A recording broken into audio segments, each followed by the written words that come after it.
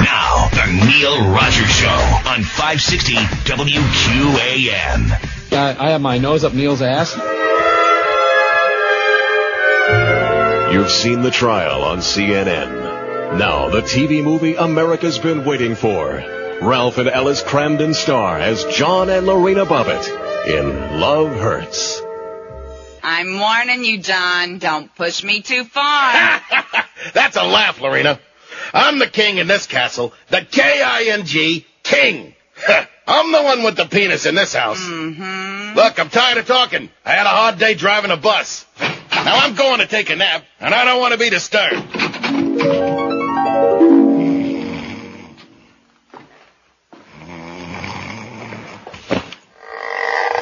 What was that?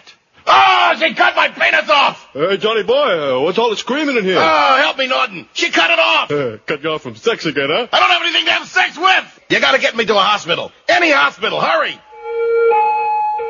Hey, Johnny boy, looking for you, that animal clinic was right down the street. So you think I'm lucky, huh? You think I'm lucky, do you? Well, take a look at this, Norton. What's wrong with that? I think that elephant's trunk looks kind of cute down there. Oh, you do, huh? Hand me that Playboy. Hey, Johnny boy, want a peanut? John Wayne Bobbitt, whose 1993 maiming at the hands of his then-wife made him famous, was arrested last night on a battery domestic violence charge. Bobbitt gained notoriety as a victim of a domestic attack in which his penis was cut off. All right. He was transported to the Las Vegas City Jail after police responded to a 9/11 call from a woman staying at his home. The reporting party was a woman who called us and was then disconnected, Sergeant Christopher Darcy of the Vegas Metropolitan Police Department told CNN. We called back and determined a domestic disturbance was underway. The woman indicated she'd been thrown to the ground and sustained a broken tailbone and finger, he said. Bobbitt was arrested at his home around 10 p.m., then transported to the jail. The female victim was transported to Summerlin Hospital, Las Vegas for treatment. Bobbitt, a former Marine, married Joanna Farrell last March on his 35th birthday in Vegas. Police would not say whether the woman involved in the dispute was his wife or not, or might be, or maybe not. Bobbitt was thrown into the national spotlight in 1993 when his then-wife, Lorena Bobbitt, severed his penis while he slept with an 8-inch carving knife. You call that a penis? Lorena Bobbitt then drove away, tossing the penis out of her car window. Have you ever really stopped to envision that? Often. I never have before until this moment, till I read that sentence. It never really dawned on me to see her sitting in the car, driving and holding the penis in her hand. Don't you remember her telling that story? A long time ago. She said, I realized I had it with me and I didn't want to have it with me, so I threw it out the window. Right. Well, I guess, it's kind of ordinary when you're driving around a car, you have like a disconnected penis in your hand, sometimes your own, I guess. A search ensued to locate the missing member, which eventually was found and surgically reattached. The member, that is. The incident led to a trial where Lorena Bobbitt was found innocent by reason of insanity. During her testimony, she tearfully described her life at the hands of her abusive, abrasive, obnoxious husband. In a separate trial, Bobbitt was acquitted of sexually assaulting his wife. After successful surgery to reattach his penis, Bobbitt made appearances on the Howard Sperm Show and made a number of adult films. Probably in different parts, in segments. In 1997, Bobbitt moved to Nevada, where he has worked in a brothel and as a bartender and tow truck operator. He's doing it, baby. He's got the old mop out. He's working at the old Vegas arcade.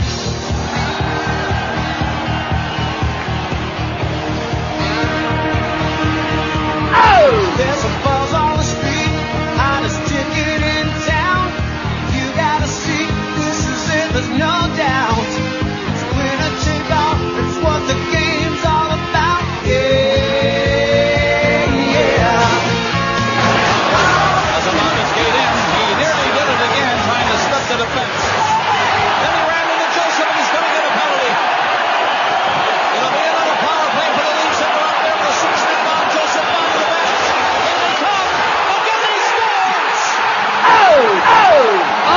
Alexander Mogilny gets his second goal, and this place goes crazy now. All right. 2-0 in Game 7.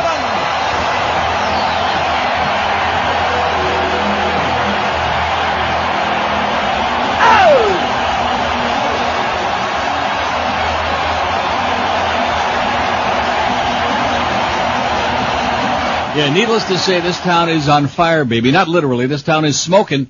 They're out on the street corner smoking it. Make no mistake about it.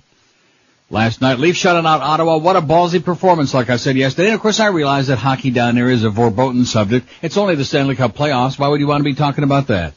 But I do notice two faxes already. Thousands of people all over the city last night on the streets honking the horns till 1, 2 in the morning. It was great. These are people with passion who really care about something. Anyway, here's a fax from Rick who says, how about them Leafs, baby? Bring on Detroit and bring that cup to Toronto. Says a novice hockey fan trying to reach your level of fandom. Got a long way to go, Rick, but thank you so much. And here's another one of our chronic faxers who says, it was all hard at the hangar last night, baby. Go Leafs, go. Gonna be tough in Carolina. They're healthy. They score 80 million goals a game. They're tough. They could be the dark horse Carolina Hurricanes, but we'll see. The good news is they play the first game tomorrow night, but then the second game isn't until Sunday because they got a couple like rodeos and tractor pulls and stuff like that in Raleigh. So that's like 2 days extra rest. Could be Matt Sundin in there on Sunday. Wouldn't surprise me. But without 7 regulars in the lineup the last 2 games and 13 players injured during the playoffs, this team, Gary Roberts, Alan McCauley, Alexander McGillney, who's one of my favorites, by the way, he's great, comes through when it counts the most, and Cujo, of course, was great, even with a broken hand. Nice going, boys! Oh! Anyway, I know George is excited about that. I'm thrilled. What are you talking about? Oh, speaking of excitement, we got some heavy-duty stuff going on. Don't forget about this.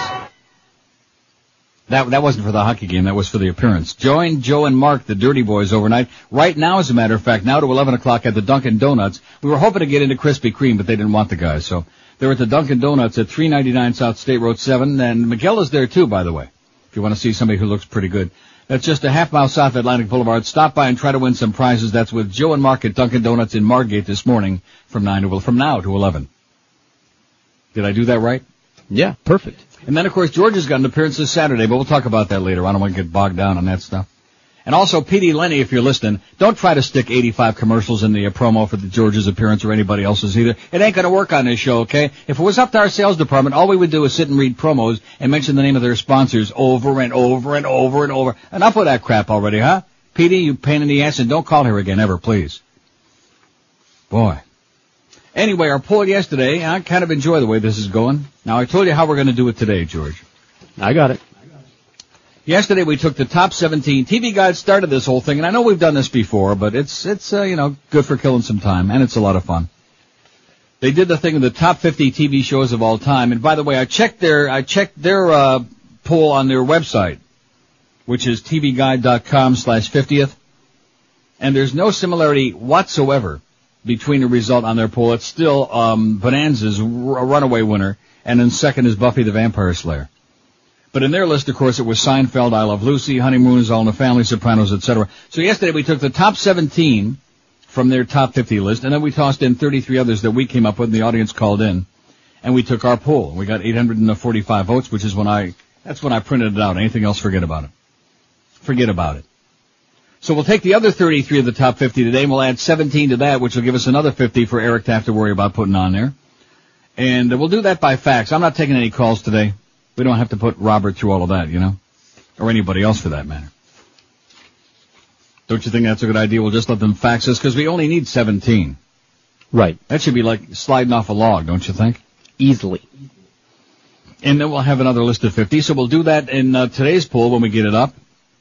And then what we'll do after tomorrow, we'll take the top 20 or 25 from each day, and we'll put them on there for the next poll for tomorrow. Follow what I'm saying? Am I going too fast? No, I'm writing it all down. No, and then because then they'll all be different ones. We'll take 50 there, and then we'll come up with our top 20, not top 50. Like I was saying yesterday, how do you determine between number 43 and 44? When you get to that point, it becomes so picky and so stupid, and we don't want to be stupid on this show, okay? So we'll just pick our top 20 based on those 50 that we put on there for tomorrow's poll. That'll be the final poll. So here's how it came out yesterday. All in the Family, 156. Seinfeld, 115, which George thinks is bogus. I don't think so. I think you're wrong, but okay. Why did you say that? Because it was pulling away really quickly in the beginning. The votes were coming in chunks like they do when it's a bogus kind of thing. Not that I didn't think it would do well. Chunks? Roy! Seinfeld 115, The Simpsons 106. Those three heads and shoulders ahead of everybody else. Now, there was nobody else even close, at least in this bunch. The Sopranos 42, which is a far cry from 106. Tonight Show with Johnny Carson, 39. The Honeymooners, 36, speaking of John Bobbitt. I Love Loosely and Miami Vice tied next with 30. The Osbournes, 25. Saturday Night Live, 22. South Park, 21. Hill Street Blues had 17 vote. 60 Minutes and Soap each had 14. Leave It and Beaver and Benny Hill each had 11. Tied with 9, Tied with 9, Hawaii Five-0, Barney Miller, Mission Impossible, Andy Griffith Show, and Alfred Hitchcock Presents. Carol Burnett Show and Kojak and Dick Van Dyke Show each had 7. Columbo and Dallas and Steve Allen Show each had 6. Can you believe the Jeffersons only had 5? Boy, that frosts my fat ass, you know it. Can you believe that? I believe it. Well, I didn't want to say, but yeah, I believe it. Jefferson's, Late Show with David Letterman, Perry Mason, Little House on the Prairie, and the Monkees each had 5. Speaking of Perry Mason, I'll tell you about Raymond Burr, who was on Biography last night. What about Haven't I for years said that he was gay? Haven't I told you that? No. Raymond Burr? I don't remember you talking about him. Not only did they talk about that at length on Biography with Harry Smith last night on A&E, but also they had his his lifelong companion of 38 years, who was with him right until he died. He claimed to have been married 3 times, Raymond Burr, and 2 of them turned out was bogus, and 1 only lasted a few weeks. And then he also claimed to have been a hero like in the Navy, but the Navy has no records of him ever being in there. So he he was a great guy and all this other stuff, and we loved Perry Mason, that butch macho Perry Mason, but it turns out that he was, maricon, Raymond Burr. I just mentioned that for any of you Julios that are thinking of going out there and buying some of those old Perry Mason and Ironside episodes on tape. Forget about that. Not macho enough for you guys. He was gay, Raymond Burr. What does that have to do with anything? Oh, that's right. Perry Mason had only a 5. How about Ironside? Did that have any? Or did I already do that? We didn't put that on there, did we? No, it's not on here. Well, that's a good one for today, don't you think? Now that we know that he's gay, that should sink him. 12 minutes after 9 at 560 WQM on a great day, man, for the Irish and the Goyim and everybody else. The sun is shining for the first time in 4 days here. People are out there honking it. They got the blue and white going all over their bodies. Of course, down there, the sun is not only shining, but it's like, is it another one of those sunny days when it's going to be 100 degrees in the shade? Yes, that's the one. Although it rained yesterday afternoon and evening. For about how long? Like an hour or 2. Wow. Excellent. That should have cooled it down to, about 92? Well, it's going to be schwitzing all summer long, I'll tell you that right now. And Oleomed is one product that will make you feel your best and keep you in the pink of good health, even during the insufferable heat during the summertime in South Florida. Oleomed is a soft gel capsule that contains pharmaceutical-grade olive oil along with vitamins and minerals and herbals to promote health for your prostate, for your heart, for your blood pressure, for your cholesterol. Oleomed's also got supplements to promote health in your circulatory system, your digestive, your endocrine system, your skin and bones, even your mind, all using the benefits of the best olive oil under the sun. And Oleomed's got products for men and for women as well. Oleomed's available right now at Walgreens, Whole Food Markets, Navarro Pharmacy, and Sedano's as well. It's a stupendous new product and it's helped thousands of South Floridians stay healthy. So if you want to get more information about it, just call them at that toll-free number, 866-OLEOMED. That's 1-866-OLEOMED. Or you can also order their products on the Internet. Their website is... And Rockies tonight from Coors Field in Colorado. Coverage starts at 8:30 on Sports Radio 560 QAM. Spread 'em and say cheese. This is Robbie Robinson. No, it's not. I'm Robbie Benson or whatever it is. For the Delaware Lackawanna Broadcast School. If you want to come here in the glamorous world of broadcasting, well, you gotta like sports or be a little to the right of Ted Nugent. Or you can always be an intern. Why, you want to be a disc jockey? Yeah, listen, all you gotta do is write me a check for $5,000. And I'll say, here's your goddamn diploma. And like, poof, you're a broadcaster. There you go. And remember, they don't call it broadcasting because the broads. They're usually fat and look like Richard Mason. So, say, the Delaware Lackawanna Broadcast School. Yeah, go down there and something. 9:18 at 560 WQM. Don't forget, join George this Saturday, 2 to 4, at Fort Harley-Davidson, Fort Lauderdale Harley-Davidson. Big sale going on with free Harley rentals just for stopping in at Fort Lauderdale Harley, just south of Oakland Park Boulevard, Federal Highway. 2 to 4 with George, and I'm assuming Miguel this Saturday? Yes, correct. And free food. Miguel will be there too, because he likes the free food, and somebody's got to be there who looks good. Anyway, here's what we're going to do, George. We're going to print out the list that you got there to make it very simple. I did. As of this moment? As of during that break. Okay. And count down 25. We'll take the top 25 from that list and then set it aside. Don't lose it. Set it aside. All right. And then we'll save that for tomorrow. Do you follow what I'm saying? We'll take those 25 after we finish with what we're going to do today. Now we'll do Ironside simply because Raymond Burr was gay, so why the hell not put it on there? And plus, that'll get a vote or two, right? A vote or two. A vote or two. Well, okay, so here's I'll read you the other 33. Yesterday with the top 17 from the TV Guide top 50. And again, I'm sure they must have picked these out of a hat. Some of them are okay. Seinfeld being number one, I can understand who they're pandering to, and I Love Lucy, the same thing. Honeymooners, but the idea that All in the Family was number 4 on their list, that just didn't sit right with us. And then the fact that Andy Griffith was number 9, unacceptable. Mary Tyler Moore, number 11. Dick Van Dyke, number 13. And the Today Show. You see how many votes Today Show had on ours, by the way? I think it had 1. I'm looking. It's way at the bottom. 1. 1 vote. In fact, let me tell you the ones that had 1 vote. Dragnet, 8 is enough, but it only got 1. I guess 1 is enough. Today Show 1, Canon 1, and Studio 1. 1. And don't forget, we're number 1. But, and I can understand that because like I said yesterday, first of all, Today's Show is it's like a service show. It's crap.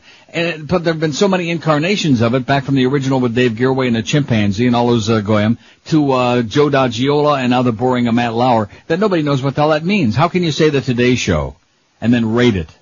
It's stupid. So, and they got that as number 17. Oh, so that's where we drew the line yesterday, probably for more reasons than one. So here are the other 33 that'll be on today's list, plus the other 17 we stick on there. Like I said, plus the other 16 after Ironside. Cheers. That'll get some votes. I bet you Tom Jicka votes for Cheers. 30-something. St. Elsewhere. Friends. ER. Nightline. Oh, give me a break. Night freaking line. This is the TV Guide list, keep in mind. Law and Order, MASH, The Twilight Zone, Sesame Street. Oh, and you see Howdy Doody also only got a couple of votes? Yeah, I saw that. Nobody remembers it. Sorry. Howdy Doody had only 4 votes. That's baloney. Nobody remembers it. They don't. We got plenty of old farts out there. They just don't have computers. Do they even replay it on anything? Howdy's Doody? No. Yeah. Where am I? Cosby Show was number 28. Donahue, your show of shows, which was Sid Caesar. The Defenders, which I have no idea what that show was. Did we decide what that was? The Defenders? It's some law show. No, I don't know. Crap. American Family, which we still don't know what that show is. Playhouse 90, Frasier, Roseanne, which is just nauseating to think that she could be on the top 50 of anything other than obnoxious fat broads, pigs. The Fugitive, The X-Files, The Larry Sanders Show, which I think there ought to be a congressional investigation to see what that's all about.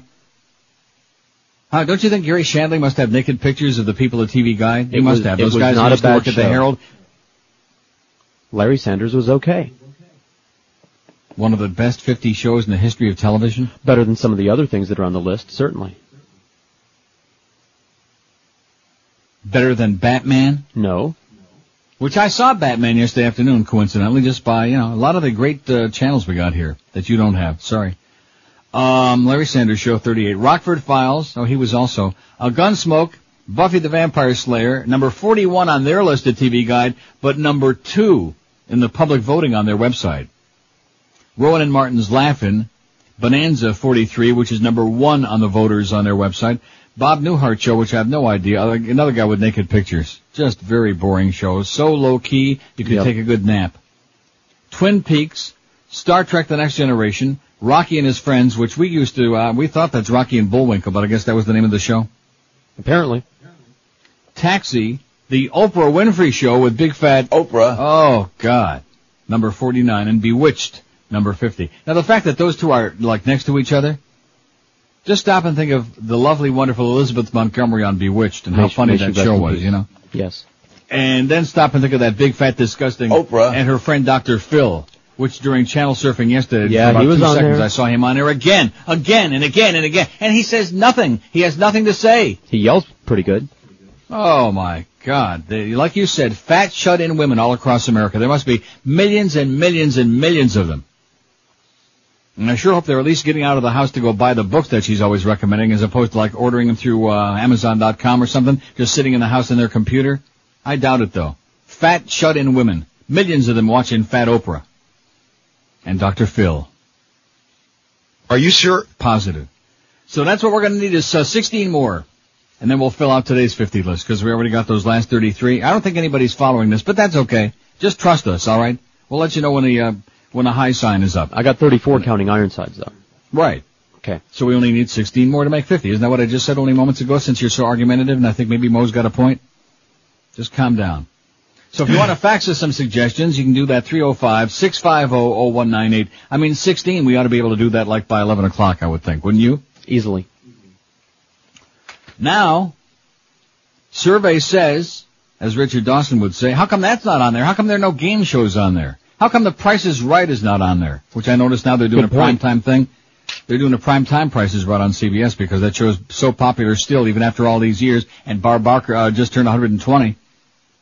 And Rod Roddy came back again from Thailand with some more of those silk suits, and people are starting to ask some questions about that. Maybe you saw Father Shanley over there, Rod.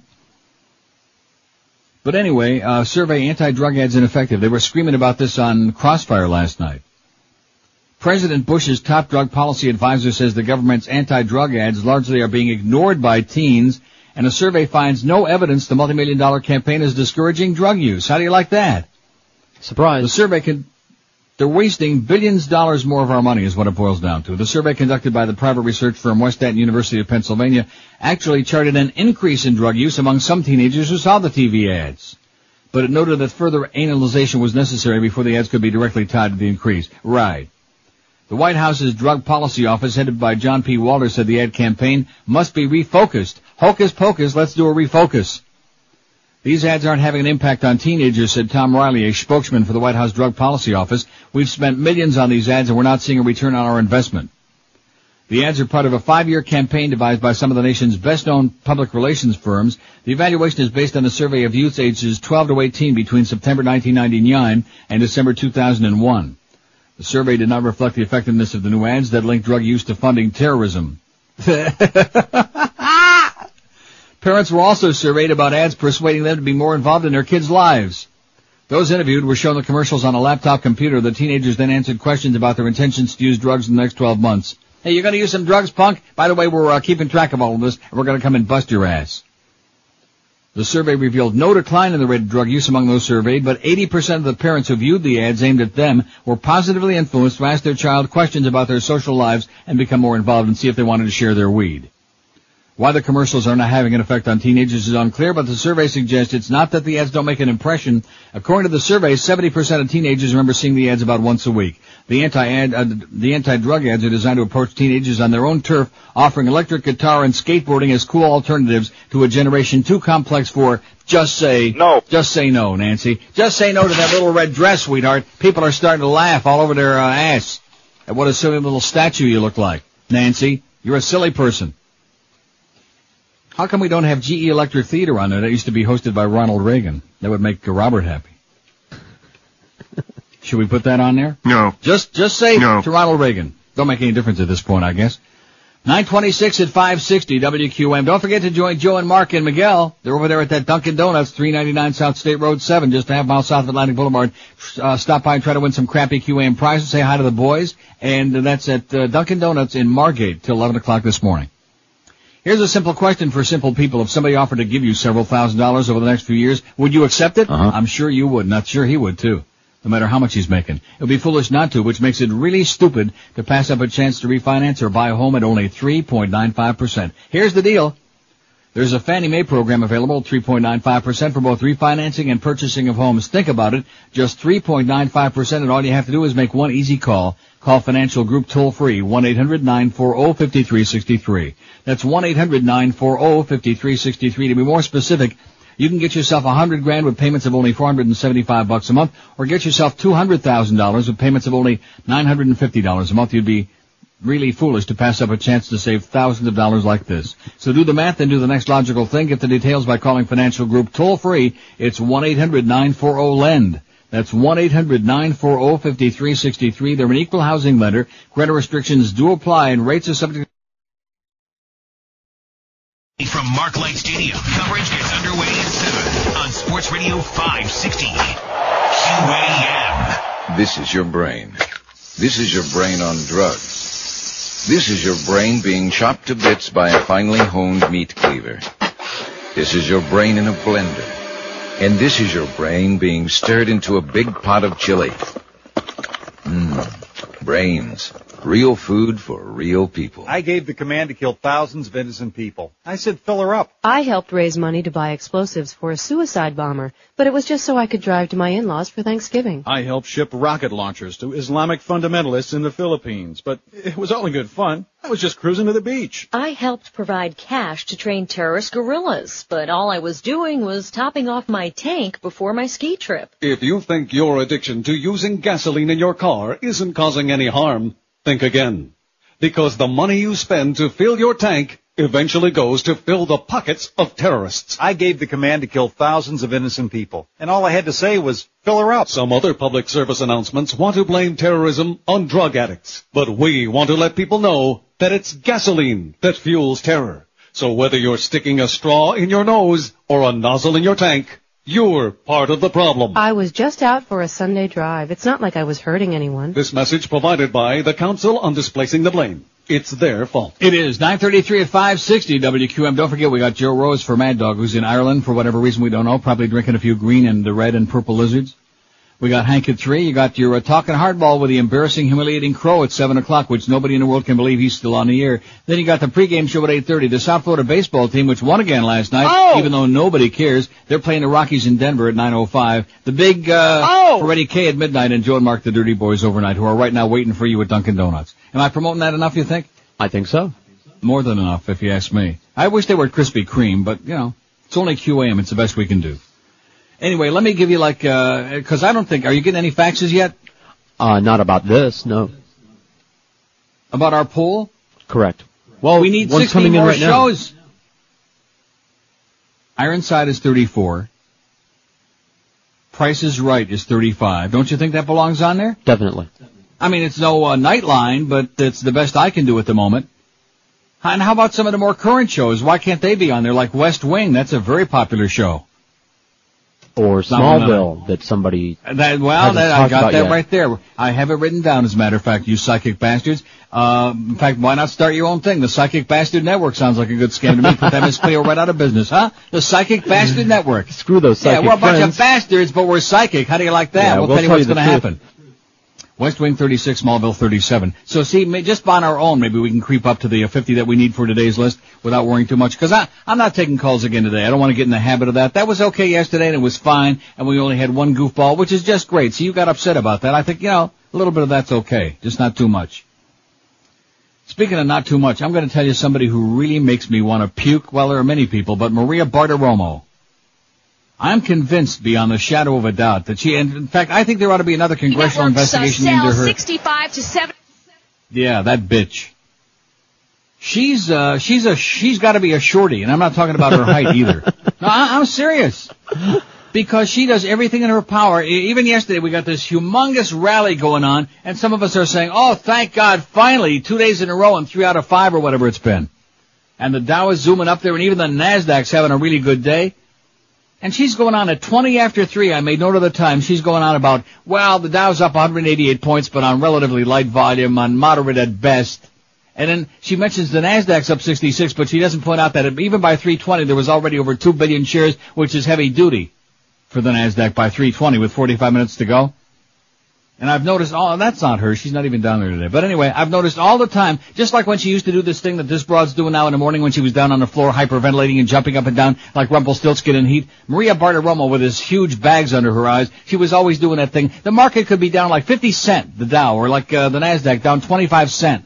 And she'd say, it's coming under pressure. And she had that way of saying it that just made you want to squirm and crap in your pants and immediately call your broker and sell everything. I think there needs to be an investigation into Jim Cramer, no question about that, on CNBC, and also Maria Bartiromo and the bags under her eyes. There ought to be a goddamn Congress ought to be right there right now grilling that bitch. Not drilling, grilling. Who would drill that bitch?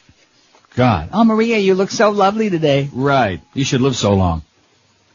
By the way, speaking of people who look lovely, Oh, look at that. Which celebrity never graduated from college? They're asking Steven Spielberg, Sandra Bullock, or Dan Rather. Well, it sure as hell wasn't Danny Boy, I'll tell you that. I would say, my guess is Steven Spielberg.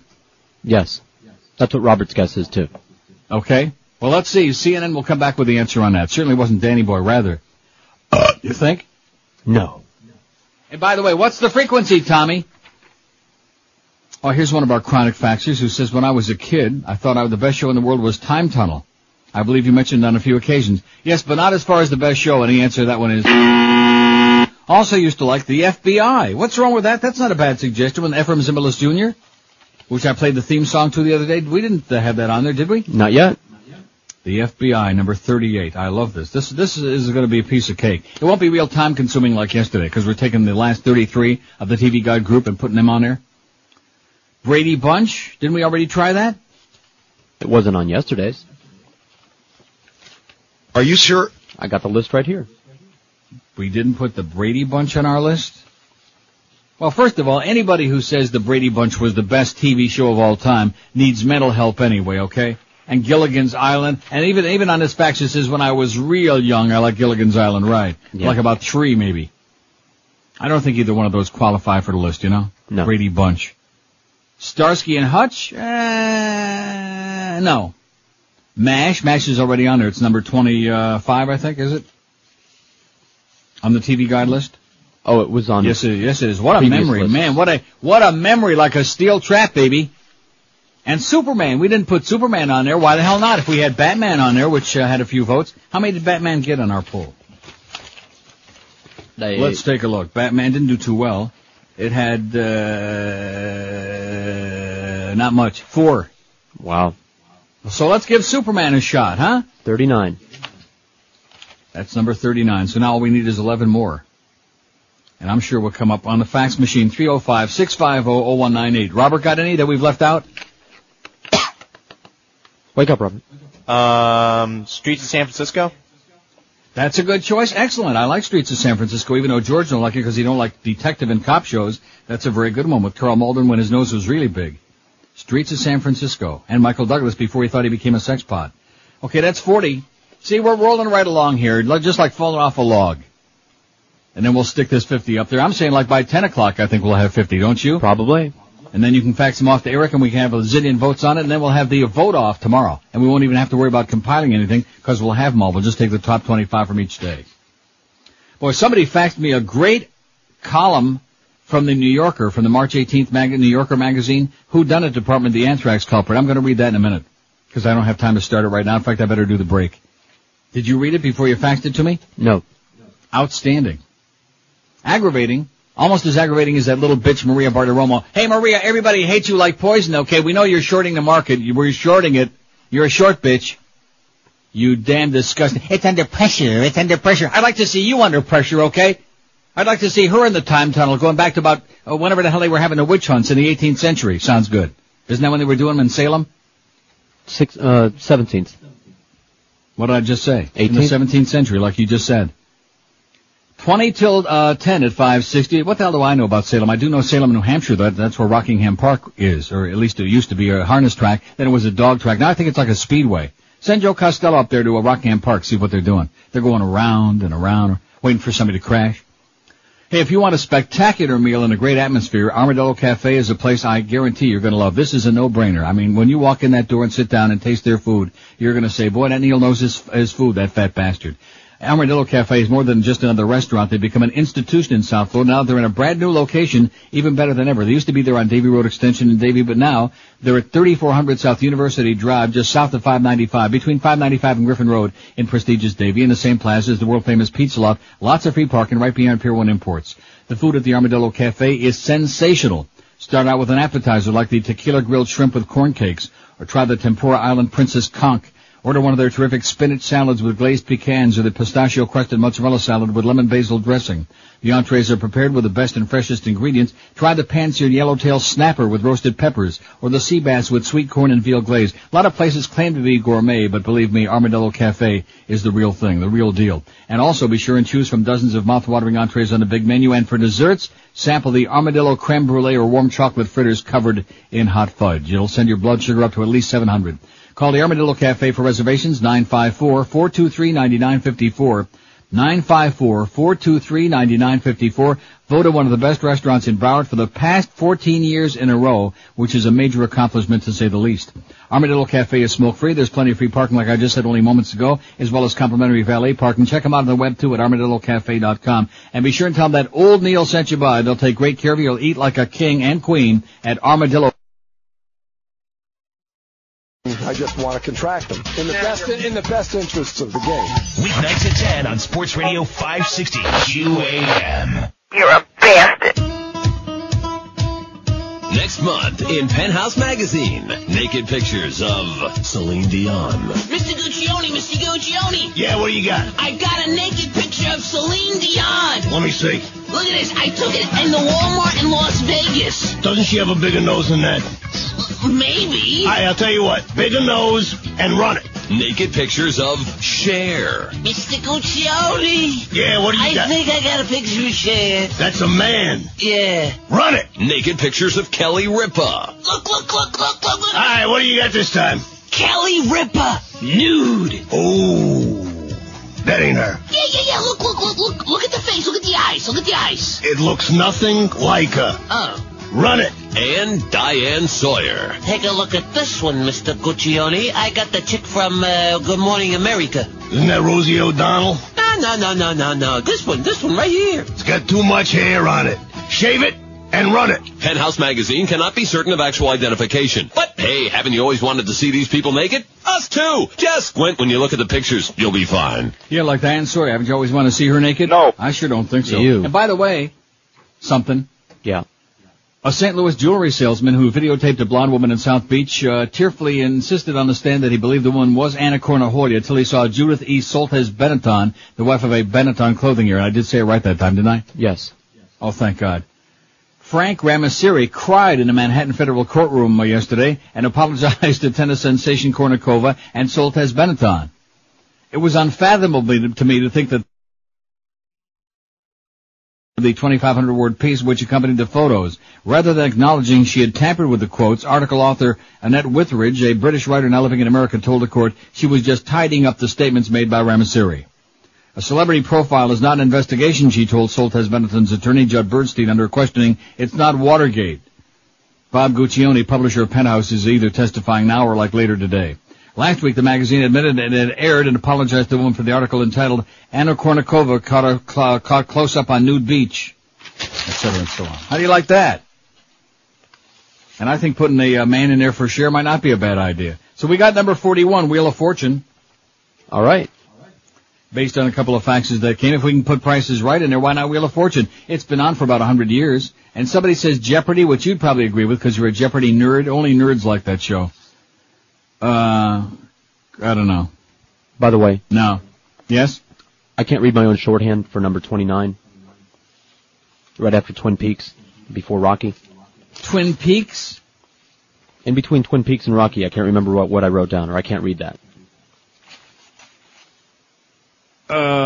Star Trek The Next Generation. Oh, thank you. Get with it. From long distance, I gotta read his handwriting for him. How do you like that? I think Mo's got a point. Anyway, Jeopardy, I say the answer is? No, that's the answer. That's my answer. Press your luck. Absolutely not. This must be from Boca Brian. Regis and whoever's filling in that day show, no. The Real World on MTV, no. And Jim Heppen's The Muppet Show, absolutely, positively, no. Can I get back to this anthrax thing? Because this is really almost worthwhile. This is in the New Yorker. Barbara Hatch Rosenberg, a slight woman with short graying hair and deeply concerned hazel eyes who works out of a small office at the State University of New York at Purchase, thinks she knows who was responsible for the anthrax attacks last October. Rosenberg is, to use the technical term, not chopped liver. She's the veteran molecular biologist and one of the world's leading experts on biological weapons. In 1998, she was one of a group of 7 scientists who were invited to the White House to brief President Clinton on the subject, yet her theory sounds like the plot of a conspiracy thriller, which is not usually true of experts' theories, especially on matters this grave. On February 5th, Rosenberg posted an item on a website that she maintains for the Federation of American Scientists called Commentary Is the FBI Dragging Its Feet?, in which she strongly implied that the FBI was moving much more slowly in its anthrax investigation than it had any reason to. About the perpetrator she has in mind, she asked, does he know something that he believes is sufficiently damaging to the U.S. to make him untouchable by the FBI? It's important to note that in addition to being an expert, Rosenberg has a political agenda. She's a committed campaigner for outside monitoring of biological weapons labs. Although several local newspapers and the online magazine Salon ran articles on Rosenberg, it took a surprisingly long time, nearly 3 weeks, for her sensational web posting to make an official impact. But on February 25th, after the Washington Times published a story that the FBI had a prime suspect who sounded a lot like Rosenberg's, an array of top government officials, including Ari Fleischer of the White House and Robert Mueller III of the FBI, were forced to address it, which is to say, deny it publicly. Here is Rosenberg's theory.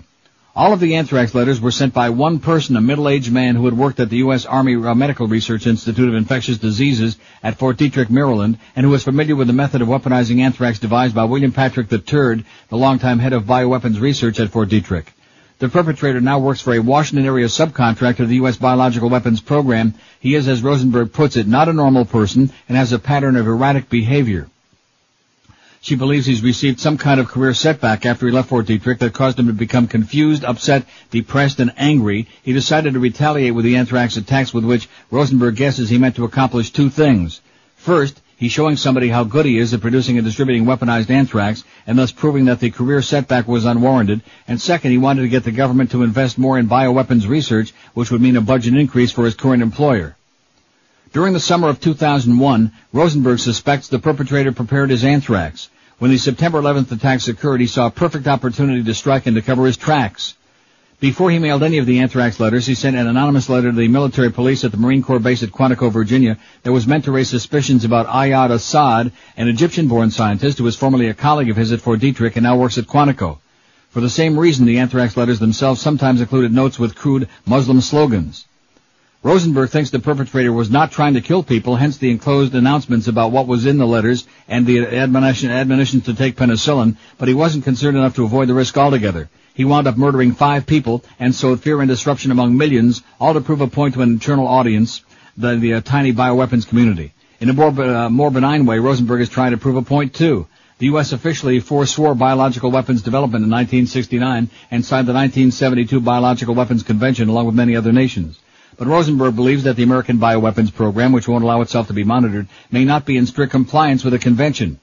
If the perpetrator of the anthrax attacks is who she thinks it is, that would put the American program in a bad light, and it would prove that she was right to demand that the program be monitored. Is Rosenberg's theory right? At the very least, she's persuasive in arguing that sending the anthrax letters required not just access to the AIM strain of anthrax, but also knowledge of the weaponization technique developed by Bill Patrick. If the government is saying that the perpetrator was probably an American, it's hard to imagine how it couldn't have been an American who worked in a government-supported bioweapons lab. Think back to the panicky month of October. Would knowing that have made you less or more nervous? Writes Nicholas Lehman in the March 18th New Yorker. How do you like that? Chilling. And you remember when it first came out that it appeared they had the suspect and they were talked about it for a day or two about the anthrax situation, and all of a sudden that was the last we heard of it? And it kind of hushed it up real quick? Yeah, hushed it up real quick. And as you know, that's probably the best way to be, a hush. So what do we got? Any more suggestions? Have we got the last 9? I have a fax here with some. Mystery Science Theater 3000, for one. No. They wrote The Defenders Against American... Oh, they were explaining what it is. Black and white era lawyer show starring E.G. Marshall and Robert Reed. It's old. No. The American Family, no. So in answer to your question, no. Oh, speaking of family, did we put Family on there with Seda Thompson and all, and James Roderick that we talked about yesterday, but we didn't put it on there, did we? No, it was not on yesterday's list. Well, let's get it on there, Family. Okay. I bet you get at least 1 or 2 votes. Now we only have 8 to go. See how this is like falling right off a log, like I keep talking about. Just like that Leaf victory last night, just like falling off a log. And in the state of health that they're in, it wouldn't be surprising if they fell off a log. But they're doing it, baby. Big balls. Oh! Let's hear it. Speaking of big balls, Cardinal Law recommended fire dean for college teaching position. Boy, I tell you, you talk about chutzpah. This freaking cardinal, and it's only because it's one of these religious nuts. Boy, does he have a lot of chutzpah. Yes. Yeah, he sure does. The balls of an elephant. Cardinal Bernard Law recommended the former dean of St. John's Seminary in Brighton, Mass. for a teaching job at a Catholic college in North Carolina in 1997, less than 2 years after Law dismissed him for having improper physical contact with a 19-year-old seminarian at St. John's. Did you follow that? I got it. Law provided a written assurance to Belmont Abbey College that the Reverend George C. Berthold had an unblemished record despite Berthold's November 1995 dismissal. Just 2 months after he became dean of St. John's Undergraduate College, Berthold was accused of making improper advances toward a freshman seminarian, including kissing him on the lips. Maybe a little tongue in there, too, you think? A little tongue? Uh-huh. Officials at Belmont Abbey expressed irritation that they knew nothing about the episode until a Globe reporter called it to their attention last week, this in the Boston Globe. If he, Berthold, had been removed because of a disciplinary problem, then he should not have been given that letter because we would not have hired him, Teresa Sowers McKinney, spokesman for the college, said after consulting with the school's chancellor, Abbott Placid Solari. Even if there had been an allegation, we should have been told so we could have decided on our own whether to hire Berthold, McKinney said. She declined to make public a copy of Law's 1997 letter for obvious reasons. For obvious Friesan Ricans, baby. I like that. You ever seen those Friesan Ricans? In New York, yeah. All the time. That's what happens when they send them to North Dakota, which George would like to send all the Ricans to North Dakota because he's prejudiced. Anyway, Law's willingness to vouch for Berthold is similar to what the Archdiocese did for the Reverend Paul Shanley when he sought an out-of-state assignment in 1990. That year, Bishop Robert J. Banks, Law's top deputy, assured the Diocese of San Bernardino in California there were no problems in Shanley's background, even though Shanley's file included allegations he had molested boys and advocated sexual relations between men and boys. But when the Shanley letter came to light in April, Banks asserted that he'd been unaware of what was in Shanley's file when he wrote the letter. In Berthold's case, Law was personally involved in the decision to fire Berthold, according to the Reverend Christopher J. Coyne, a spokesman for the Archdiocese. In the Shanley case, the Cardinal's critics have accused him of being more concerned for the welfare of offending priests than for their alleged victims. After Berthold was dismissed from St. John's, the seminarian Christopher J. Sellers transferred to another seminary. Last week, Sellers said he was disappointed with the way he was treated by Law and other seminary officials after he came forward. What's more, Law's willingness to help Berthold obtain another position that would put him in contact with young men is another reminder that the Archdiocese has only recently taken an unforgiving stance on issues of sexual misbehavior. In other words, it's been going on for years and years. They knew about it. They gave a wink and a nod, etc., and so on, and that's the way it is. And they were probably involved in the same crap right up to their goddamn earlobes. Probably kissing everybody on the lips. Wait for a little boy? 9:56 at 560 WQM. Hey, how'd you like to have a big one, huh? A big, impressive paycheck. Of course, we're talking about paychecks because everybody wants to earn a little bit of cash for their efforts, and if you'd like to, then Fast Train can help you achieve a brand new, seriously money-making career in just 4 short months. You can double the size of it, your paycheck that is, by becoming a computer professional, and you can do this, believe it or not, before the summer's over. That's correct. Fast Train offers Microsoft certified instructors, no payments for a full year, job placement assistance, day and evening classes with 4 convenient locations in Dade and Broward, including that brand new campus in Kendall. There's no excuse for you not to get into it now. So call Fast Train, 866-FAST-TRAIN, or check them out on the wicked World Wide Web at fasttrain.com. And don't forget, Fast Train can really have you certified and ready for that new career in as little as 4 months. So call them today toll-free, because nobody should have to settle for a small, embarrassing one. Call Fast Train 1-866-FAST-TRAIN. And remember, all Fast Train locations are licensed by the State Commission. The Howard Davis Show, weekday morning 6 to 9, exclusively on Sports Radio 560 QAM. He was his ward, not his pedophile. It's the X-Files. This can't be what it looks like. No, not the anal probe! Series finale. While I was blacked out, was anything inserted into me? Aliens stuck stuff up your ass. They gave him an anal probe. Nobody in their right mind will ever believe that story. The man was abducted. We all know it. Everybody in this room knows it. We would like to do some more tests on him. The X-Files, series finale. It's the alien anal probe. One more anal probing, gyro, pyro, levitating, ecoplasm, alien antimatter story, and I'm going to take out my gun and shoot somebody. Tell me you want to caress my butt. 10:02 at 560 WQAM. Hey, the sun is shining, blue skies, baby. Just turned the AC on, as a matter of fact. Aren't you excited about that? Yeah, did you have to close the window? I am. Well, it's probably a pretty good idea. Anyway, did you see the thing about the homeless voice, which allegedly was in reference to it? This is from a crazy person. I don't know if I'm buying that. What do you mean by that? In other words, they say that that's the response that they got from their protesting email. Oh, I see. I thought this was the fax that this guy sent to them. This is the response, because the bottom of the fax was chopped off, whatever you just sent me. It's chopped off here, too. That's what you So this is the response they got? That's what they said. From the Broward Chamber of Commerce? Supposedly, yes. Please allow me to share God's word with you when a son of man, yada, yada, yada, the very words of Jesus.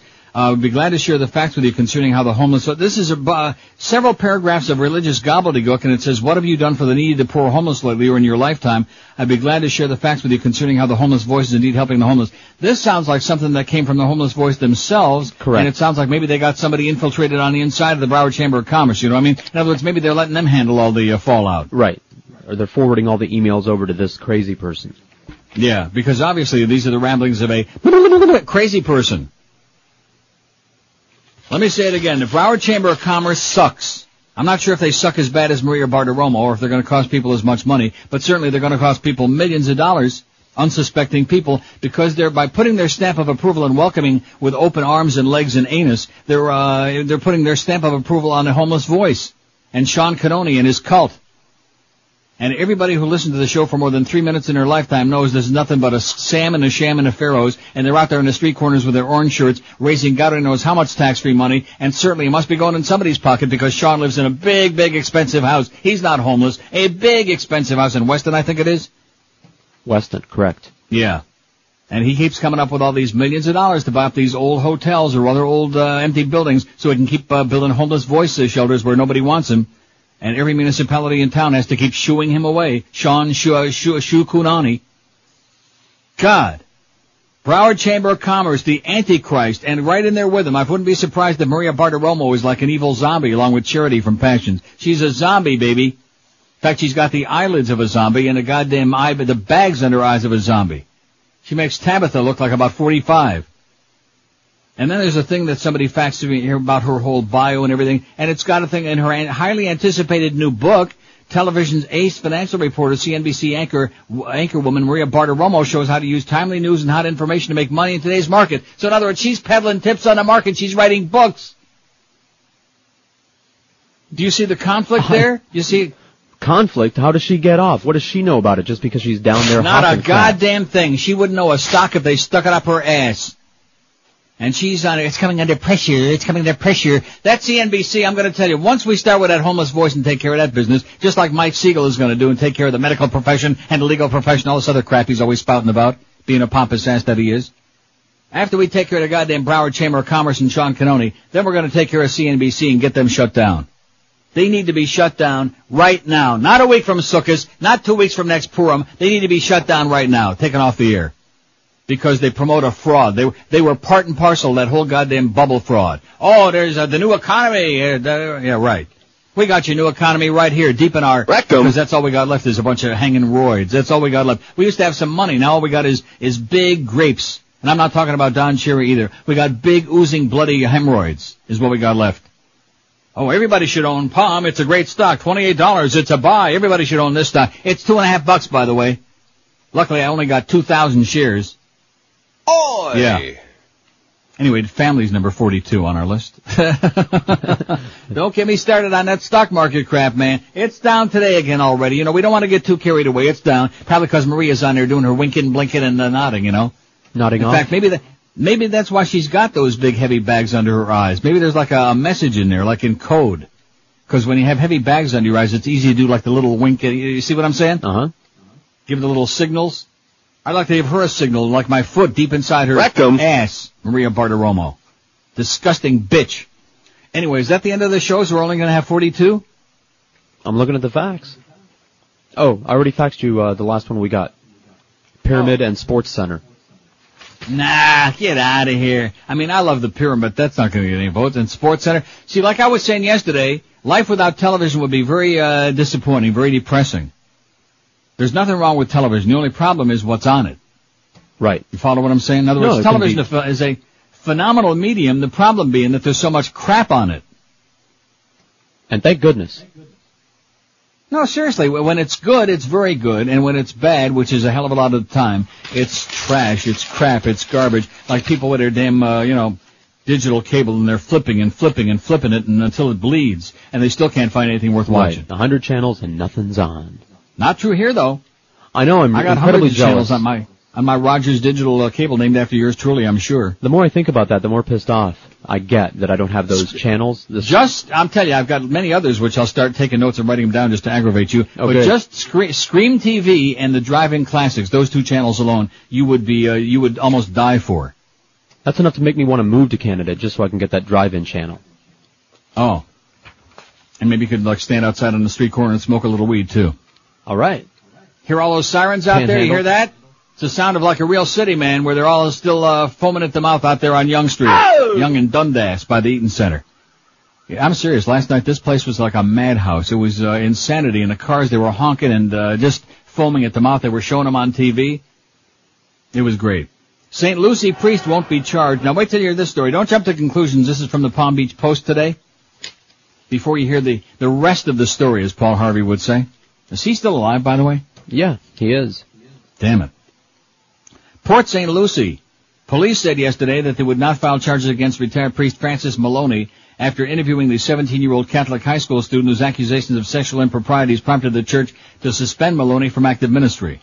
The teen who did household work around the priest's Port St. Lucie home told police that the 71-year-old priest was found in bed with another man, talked to him about homosexuality in the Catholic Church, and left out a letter describing ways to tell whether a teen is gay, Port St. Lucie Police Detective John Holman said at a news conference yesterday.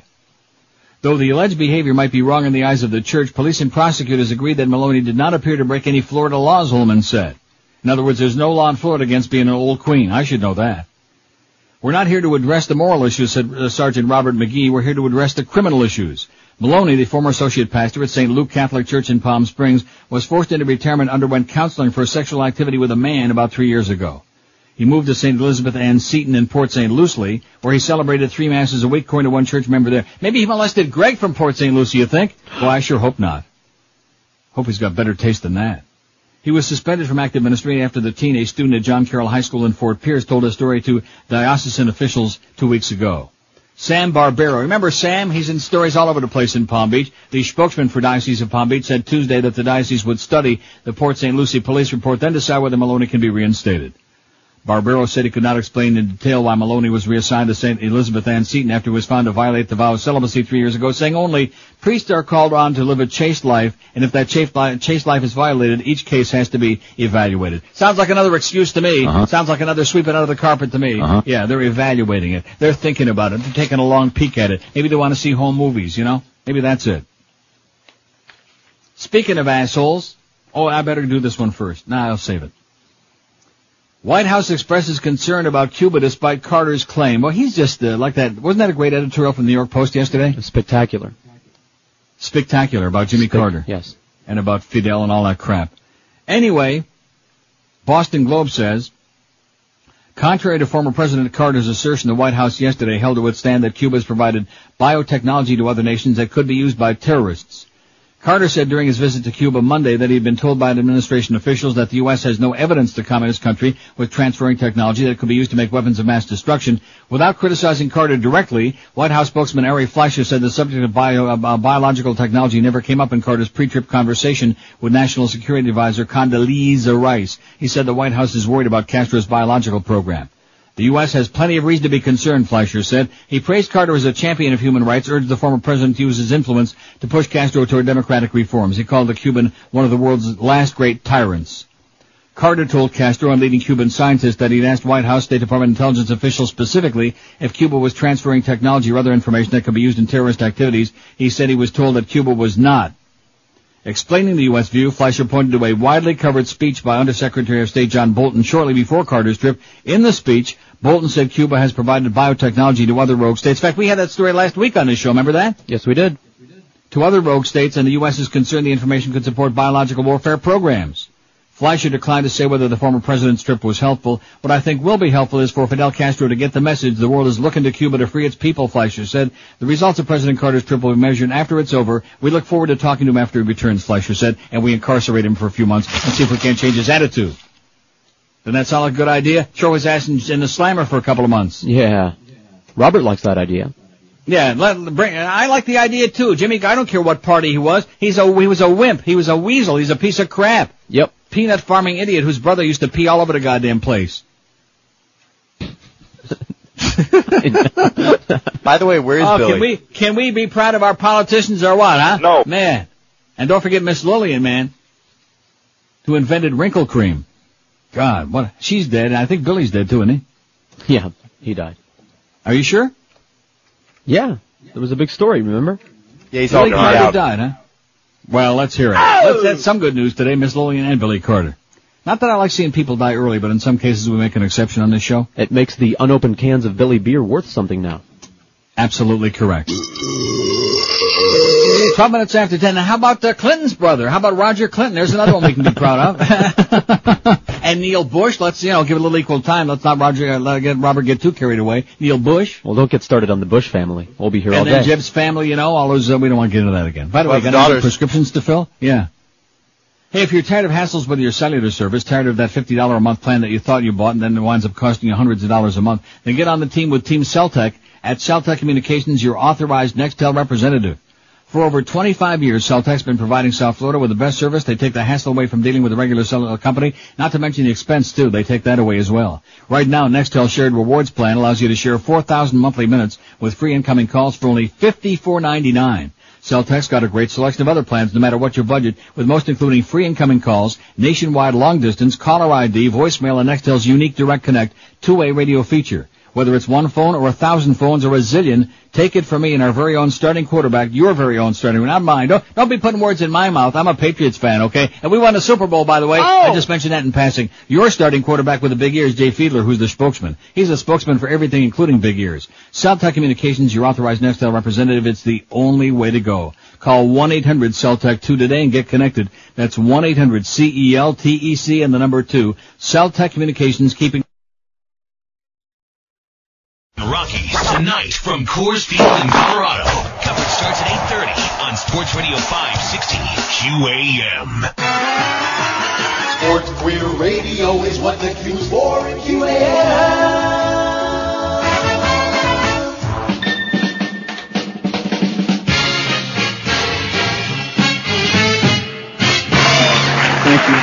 Thank you. This is a special night for me for a lot of reasons. Janet Reno's here. I just love this guy. Now, some of you might think I've been busy writing my memoirs. I'm not concerned about my memoirs. I'm concerned about my resume.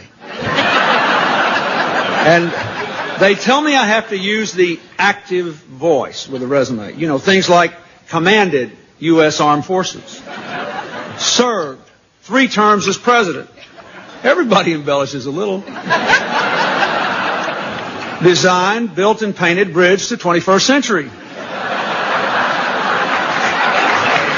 Generated, attracted, heightened, and maintained controversy. Supervised Vice President's invention of the Internet.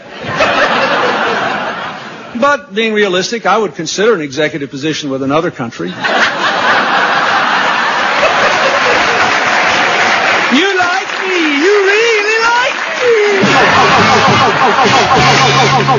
Yeah, we like you, although Robert don't like you, okay, but he's a sourpuss. 10:18 at 560 WQAM. I'll guarantee you if Clinton had a show on TV, I don't care what he did on there, no matter what he did, if he just sat there and picked his nose or showed naked pictures of Jennifer Flowers, he'd get a 90 share easy. What if he showed pictures of his daughter? No, we don't want to see his daughter. Oh, and when I heard Hank that day calling the whole staff to ask if she's a sex symbol, I just about lost my lunch because I'd already eaten by that point. In fact, that would be a good poll to take. Who's the hotter sex symbol, Chelsea Clinton or Maria Bartiromo? Or maybe Amy Carter? Huh? Or Miss Lillian? That is a good poll. Miss Lillian or Sister Teresa. Even in, she probably don't look too good right now, but she never did. Sex symbol, my ass. In fact, my ass is lovelier than Chelsea. Anyway, here's number 43 on our list, the Untouchables. Okay. How could we have left that off there? We're Space Cadets? With the great Robert Stack. Well, we're having a difficult time, when you get down to the try to fill out the second 50, we're having a really tough time. Here's a good one, Candid Camera and the $1.98 Beauty Show. Yeah. With Rip Taylor. Can you answer me one question? All right. How come it seems that it was always obligatory for almost every quiz show that had like a panel of celebrities, there always had to be a bunch of fags on there? Can you explain to me what that's all about? Part of the formula. I mean, like Dom DeLuise and Charles Nelson Riley and Paul Lynde and the Rip Taylor. Dom DeLuise. And J.P. Morgan, that dyke that used to be on the Gong Show. And, man, always had to be like obligatory queens on those shows. I think just by osmosis. And how about the new Hollywood squares with that blonde-headed wigged Bruce Vilanch from The Advocate? That silly old troll. The unfunniest person in humanity. Right. That's right. Next to what's her name? They just quit the show because of Whoopi, making Whoopi. Anyway, here's one. Real Sex on HBO. No. Conan O'Brien Show. No. Chris Rock Show. No. And the Fresh Prince of Bel-Air. No! See, they're trying to spoil my day because the Leafs shut out Ottawa and won the series again last night, 3-0 with their big balls, but they can't do it. Can't do it. Not going to spoil my party. Hey, Neil, got some great shows for you if you want to hear some. Okay. How about O'Reilly Factor?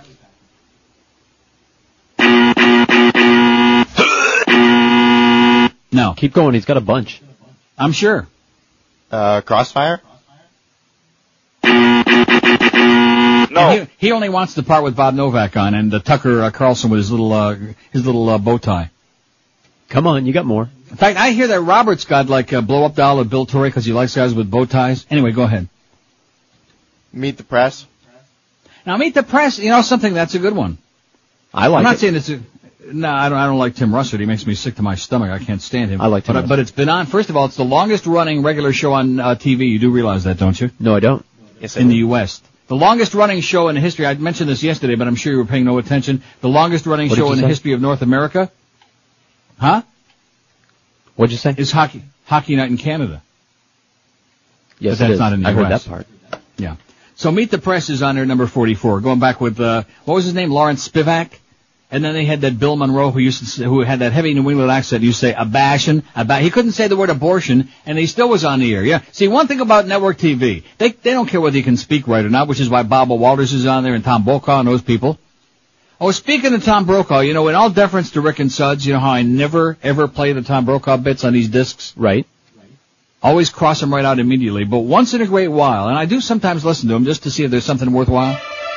I'm Tom Brokaw. Tonight on the NBC Nightly News, the Reverend Thomas Crandall drew 4 years in the clink due to penance for distributing methamphetamines and ecstasy from his Florida rectory.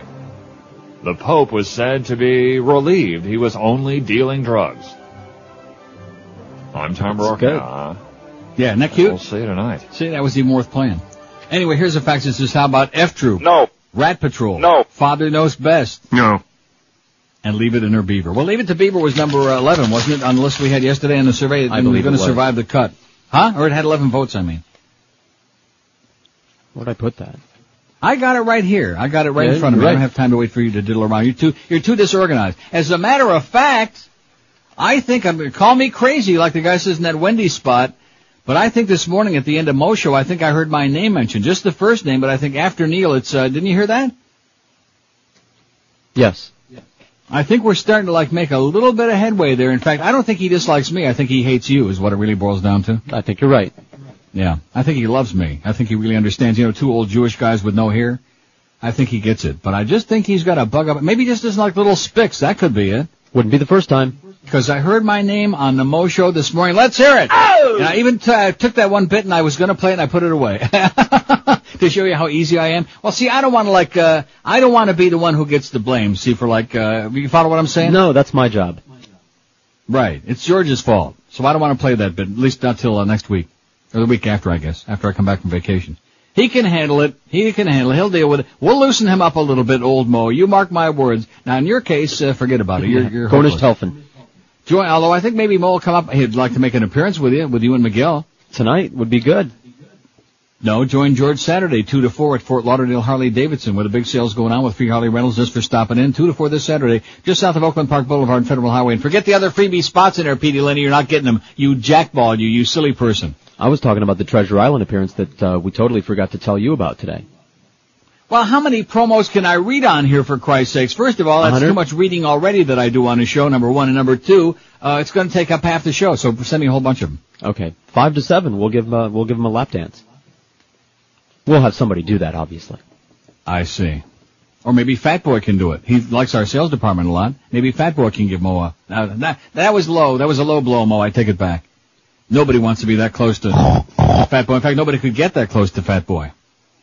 Anyway, Joe and Mark are waiting for you at Dunkin' Donuts. Now, do we hear from them when they go out on these kind of marginal ones like this or not? Sometimes we do, but today we did not. We did not hear. Maybe they're eating a lot of free donuts. Maybe they're eating those, whatever those were, those short stacks. Oh. Like those were the good old days, right. That was good stuff back before Defoe pissed those guys off from from Dunkin' Donuts used to bring us every Friday. Egg Friday and morning bacon like clockwork. Sausage and cheese. Bacon and sausage and cheese melted on there, Oh. and I had mine without the bagel, so I didn't have to have any carbohydrates, and it was delicious. And the cheese was just the right consistency, like stuck to your teeth. It was great. I bet you Robert remembers those Dunkin' Donuts mornings. Yes, I do. Now, do you know the real story? I don't want to put you in the middle of anything, because you're just there today, like, helping us out. But, I mean, do you remember the real story of why they stopped showing up? No, it's just all of a sudden Joe and Steve were just gone. Yeah. See, nobody really knows the real story, but the rumor around the building, because there are a few rumors around our building every now and then, was that the Defo did something like piss them off, you know? Well, Maybe they it were had something coming to do from with Palm those- Beach, so, that's a long way. Yeah, they were coming from a long ways away, but that wasn't the real reason, because they loved us. They loved the entire station. They loved everybody. Even Geldy. 10:26 at 560. Did I mention the thing about Geldy and the stink finger yet this morning or not? No. I'll save that for a couple of weeks from now. 10:26 at 560 WQM. Hey, if your hair is vanished, you can walk around looking like Bob Eisenberg or Sam Donaldson, either of the above, and people would laugh their ass off. They'd be falling on the floor, and you'd think they tripped and fell like Tabitha on Passions. But believe me, they didn't trip. They're just falling down from laughter because you look like a silly goose with those bad pieces on your head. If you want to look natural, then Charles Alfieri's Natural Hairline System is the only way to go. It provides sensational results for all you guys out there. At no price in the world can you get a better looking head of hair. So if the big bald spot has done the evil number on your head, get the hair back from Chuck Alfieri, who's been doing it right for people like you, and for multimillionaires too for over 25 years. The reason the rich people go to Charlie too is because no matter how much money they got, they can't get a better looking head of hair nowhere. And if you mention Neil Rogers when you call, Charlie will knock $200 off the regular price as well. So what do you got to lose but that big, ugly, growing bald spot? Call today, toll-free, and they'll give you a free consultation and show you just how much better and younger Charlie can help you look. Call 1-800-321-2413. That's 1-800-2413, or log on to their website for more info. From Marklight Stadium, coverage gets underway at 7 on Sports Radio 560 QAM. This is CBS.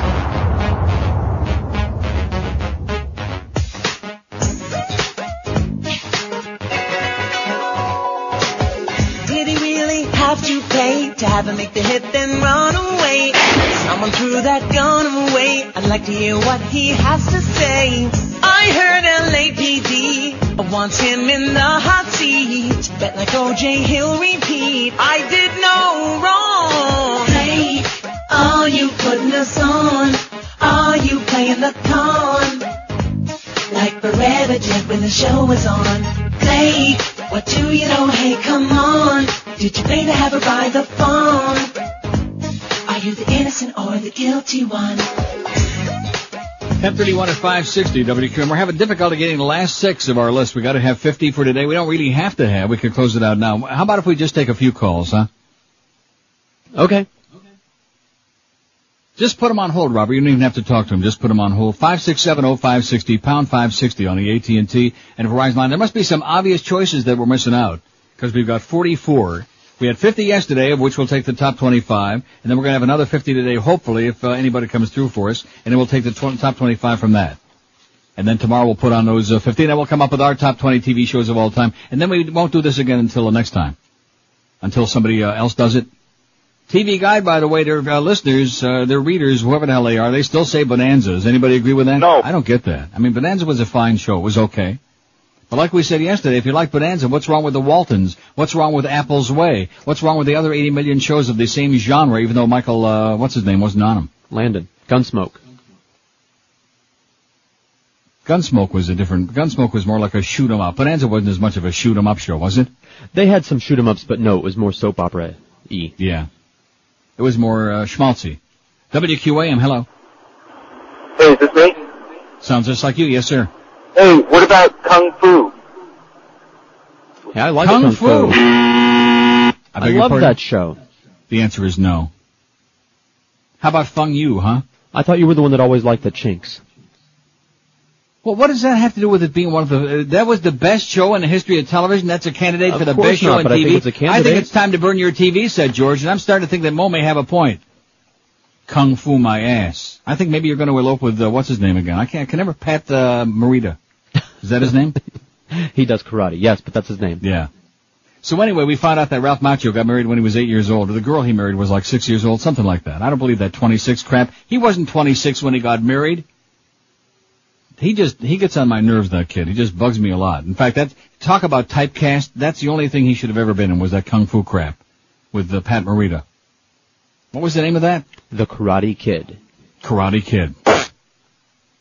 The Karate Kid Curry. And by the way, I think that Mike Disney's got a point about how old do you have to be before they stop calling you kid, you know? And does a 70-year-old guy really know the taste of young people who want to hear music? I don't think so. Maybe that's the problem down there at Power. Not that I want to rub salt in their wounds, but I guess I will anyway, being the prick that I am. Try to give you all that good music, kid. Try to give you all that good music. A year and a half ago, 2 years ago, you could have just pulled the cover right out under from those Cox people. You could have, beaten them right to the punch. Did you do it? No. No, didn't do it. Wouldn't know a hit song if you stuffed it up his ass. Whatever happened to that little punky rock group they put together? Huh? Won't hear from them no more. Something real suspicious about that whole deal. But don't put it on Napster, George, whatever you do. I won't. Put one on that's still on there. WQAM. Hey, Neil. Yes, sir. How you doing? I've been at a conference last night. Did anyone ever say the Outer Limits? Because you had Rod Sterling, yesterday, but the Outer Limits. Yeah, we had Twilight Zone. Didn't we put it on there, Outer Limits? No one mentioned not on it yesterday's list. Yesterday it wasn't. Well, it's on today. I just wrote it down. But All in the Family is still number one, so it don't really matter. No, that matters just to fill out the list. We need some help. Thanks a lot, pal. We need your help, like Shula would say. A lot. Outer Limits, number 45. Now it's getting down to the nitty-gritty. Now it's just 5 more, huh? Now it's down to only 5. Ironside, 34. The Price is Right, 35. And again, these numbers just are in terms of filling out the list. West Wing, Smallville, The FBI, Superman, Streets of San Francisco, Wheel of Fortune, Family, The Untouchables, Meet the Press, and Outer Limits. Yeah, I thought of Meet the Press this morning, and then I thought, Lawrence Spivak, Tim Russert. Sometimes that show is in a bashing. Bill Monroe. I bet you I'm the only one who remembers Bill Monroe. Maybe Boca Brian, because he remembers all those old turds that nobody else knows about. WQAM, hello. Money gone. Yeah, back to you. WQAM. Neil. Let's put that on the list. That guy, yeah. Yeah, let's put Marty Cohen on the list. Speak to me, sir. How are you, boss? Great. Hey, do local shows count? No. Local shows don't count. How about the, whatever they called my show on there, an abortion? Neil at Night. Like I just said. Oh, brother, I was thinking about that a couple of days ago. I must have been in a really sour mood about that whammy thing and how they sandbagged me and about how bad that thing looked and the technical thing. You couldn't hear the audio and it looked like it was produced in somebody's basement. It looked like that Mr. Ego show that they have there on that local access channel on Sundays. Like it's shot through 14 sheets of linoleum like Donna Mills. I heard Mo talking about Donna Mills and Knott's Landing this morning. I always told you I like that Mo. Oh! She's a Knott's Landing guy. And you were an L.A. law guy. I'm starting to move a little more toward Mo, a little more away from George. See, that's the idea. Keep George on his toes all this year. Keep him like doing the Green Apple Quick Step. That'll teach him to knock up his wife. WQAM. How about Alf? See, there's the guy again that faxed me with Alf. The answer is still no. No, he faxed yesterday with Alf. The answer is still no. And what was the other one they wanted? Oh, yeah, and the Henson Muppets. No. The best show in the history of TV. That would be like if we put Kukla, Fran, and Ali on, which was suggested yesterday, and the answer was no. No, thanks. WQAM. Hey. Yes, sir. How about Mob Squad? Mob Squad? Yeah. You mean Mod Squad? Mod Squad. I don't know. What do you think, George? But you wouldn't know. First of all, you didn't like cop shows, and that's right. Before your time anyway. So, yeah, exactly. Are we sure that it's not on there? It wasn't on yesterday's list. I don't know if it's on the TV Guide list. I didn't hear you say it when you were reading off their list.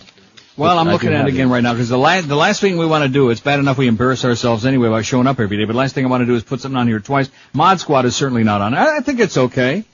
I think Mod Squad might get 1 or 2 vote. Huh? Sure, whatever. Maybe that's the missing link. I'm still pissed off about that Kung Fu thing. You can take your Kung Fu and stick it deep inside Uranus, okay? Kung Fu. Mod Squad, that's on there, number 46, so we only got 4 to go. See, I told you this would work, because I want that thing up and running by 11 o'clock. I don't want to put a lot of pressure on Eric, because he's got a lot of things here, and you'll have to fax them to him, like, immediately. Did you fax him the other part yet, or not? The other part? Well, I mean, the first 33, 3 or 4. No, I was going to do it all at once, although... All at once. I can. No, we're almost done now anyway. WQAM. Hello? I Yes, sir. can't believe nobody has mentioned Monty Python's Flying Circus. Yeah, that's a good one. Why the hell not? I mean, and also Faulty Towers, I guess, follow that as well. No, thank you. Quit while you're ahead. Boy, did he have his radio up, or was that my imagination? He was really low. We had to crank him up on this end. It was a disaster. Yeah, but he came up with a good show. I agree. Monty Python's Flying Circus. See, a lot of these, last time we did this, and it wasn't exactly the same way, thank God, but it wasn't that long ago. A few months ago we did something like this. And didn't we leave them off? Or no, that was for the best comedy show. Remember that? We did the best comedy show and we left them off because we figured that was a British thing. We weren't going to. But it was on PBS, and what the hell? What's wrong with PBS? What about Mary Hartman, huh? No. It's just a joke. Because this guy wanted Faulty Towers. No, I don't think so. But Monty Python was great. Thank you so much. So that's 47. We only have 3 to go. And we'll have those rounded out in like a couple of minutes, and then we can put it on there, and then you can vote to your heart's content, and it'll prove absolutely nothing. It'll prove what a great way to kill 2 days. Oh! Thanks a lot, Hank and Mo. Because if it wasn't for Hank and Mo, I never would have looked on the TV Guide website, because I didn't know about that TV show 2 nights ago. Did you? No, nobody knew about it. So needless to say, I didn't see it, and even if I would have seen it, I wouldn't have watched it anyway, if I'd have seen it. And I did miss Smallville last night because of the hockey game, but the good news is it's on Global tonight. Just relax. I'll be watching it tonight, 8 p.m. on Global. So calm down. Did you see it? Yeah, I saw it. Actually had a good ending, I thought. I always thought that Tom Welling has a good ending. A good end. Well, that show always has a good ending. It's not like a lot of movies that you watch. In fact, you know something? And Justice for All, which I told you yesterday I saw again. Yes. The ending for that is totally unsatisfactory. Not that there would be any satisfactory ending after that wild courtroom scene, but it's unacceptable. And he's just kind of like sitting there like all scrunched up, you know. And that was the one where he should have had an orange in his hand. or at least in his teeth. At least a tangerine. Yeah, that would have been good. Some orange peel in his mouth would have been good, yeah. 20 before 11 at 5-6. And he could have started throwing the rest of those dishes that were left over from his bald-headed geek partner. 20 before the hour at 560 WQM. Of course, when you start throwing a lot of crap around, it makes your carpets a real mess. You know, there are a lot of people out there who, let's face it, they're slobs. But if you want to have your guest feel that you're like a real mensch, if you want them to think you really are a good housekeeper, then call Dry Concepts. They'll do the housekeeping for you. Especially now when a lot of people are doing their spring cleaning up and trying to make their house look respectable after all those big holidays. The answer is Dry Concepts. They come into your home and they dry clean your carpets the same way a dry cleaner does to your clothing, which sucks out even the deep down dirt way in there in the fibers of your carpets, which makes them look just like brand spanking new, makes them smell lemony fresh and last a lot longer and stay cleaner longer too. I've been using them for years, and I guarantee you, you'll thank me. You'll get down on your hands and knees and kiss my little toes. And my feet are lovely, by the way. You'll kiss my feet for turning you on to Dry Concepts because they're the best in the business. Don't be fooled by those $5.99 specials that you leave your carpet soaked for days on end, because when Dry Concepts does the work, they give you a written guaranteed price up front. No scams, no tack-ons, no bait and switch, and your carpets are dry in just a couple hours after you finish the job. You're ready to rock and roll in no time at all. So treat yourself and your carpets to a spring cleaning today in Broward County. Call Dry Concepts at 954-370-7778. 954-370-7778. In Dayton, Palm Beach, call them toll free. 1-800-248-5071. 1-800-248-5071. Clean today. You can entertain tonight. It's like they're my National League team now. Weeknights at 10 on Sports Radio 560. QAM. Hey, it's Howard. Howard David. Rosie's girlfriend's gonna have a baby. All right. They've got more kids than a Chuck E. Cheese. The donor could be Tom Cruise or maybe. More likely it was Dom DeLuise. Just like Melissa and Julie, I think we can all agree it would be disgusting truly if the father was David Crosby. I guess we'll be left to wonder who got hired for the job. Was poor Kelly laying under someone famous or an obscure total slob? Have you heard Rosie's girlfriend's gonna have a baby? Squirt, squirt. The couple just got their sonogram. It may grow into a pretty lady, but for now it still looks just like a canned ham.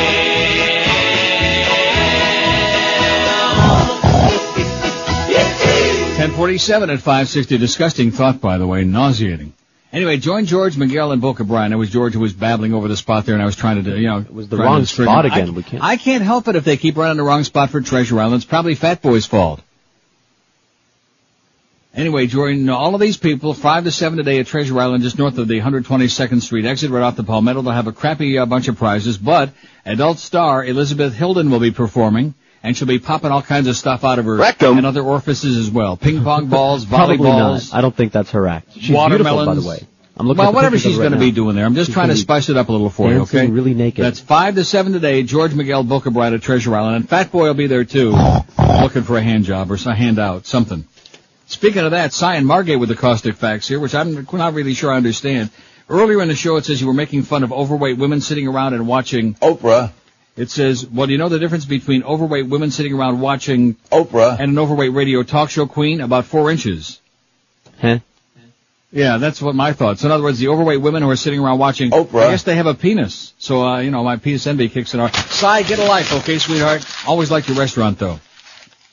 Somebody suggests Land of the Giants for our list, and I say no. You know, this fax, I think we had this once before, but now the timing is great.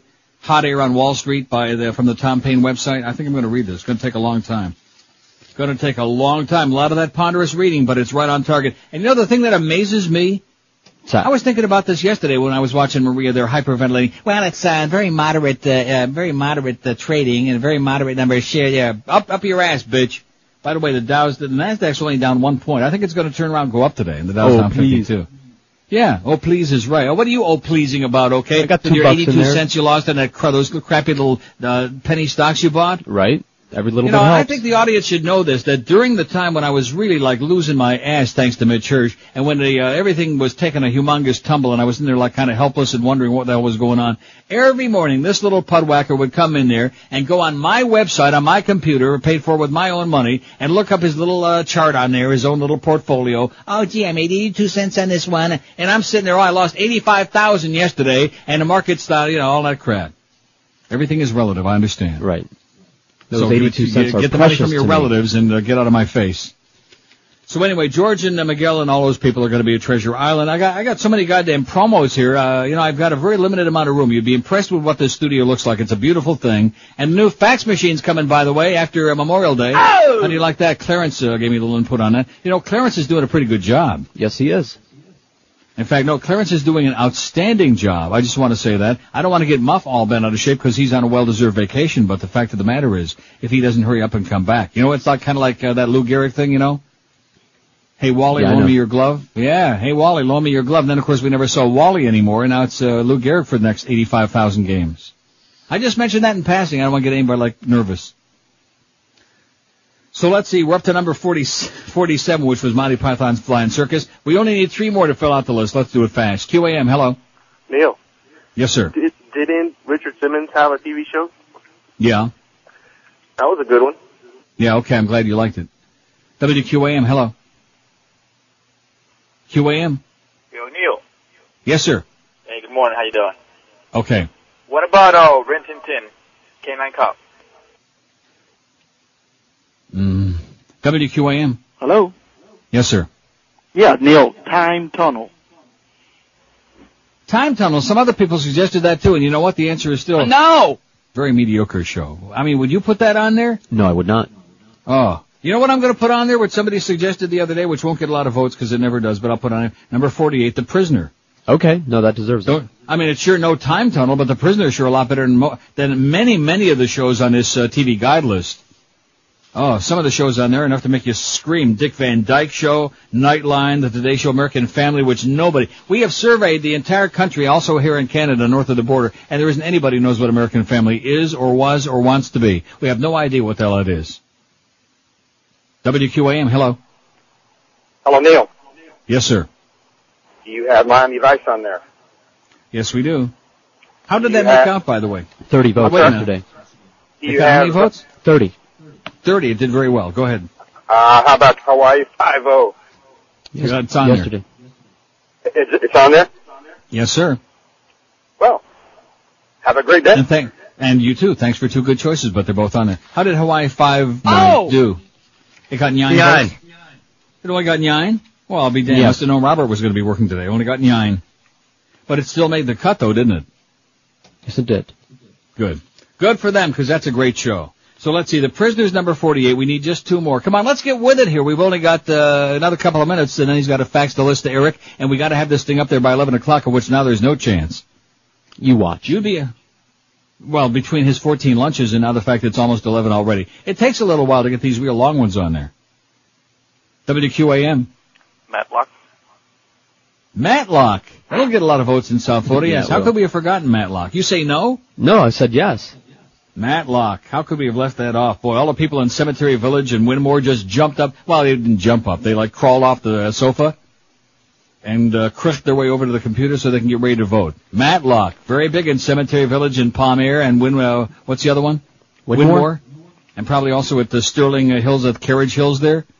Sterling Hills. Sorry, Ma. WQAM. Yes, sir. We need one more. What is it? Could you understand what he was saying? Oh, yeah, we forgot to put that one on there. WQAM. Hey, Neil, I got 2 of them for you from PBS. Doctor Who and Are You Being Served? Doctor Who and Are You Being Served? No. We need one more. It'll be number 50. It'll round out